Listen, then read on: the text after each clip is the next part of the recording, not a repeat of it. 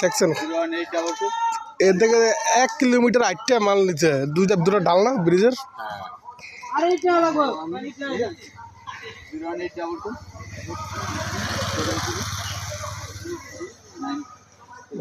আরে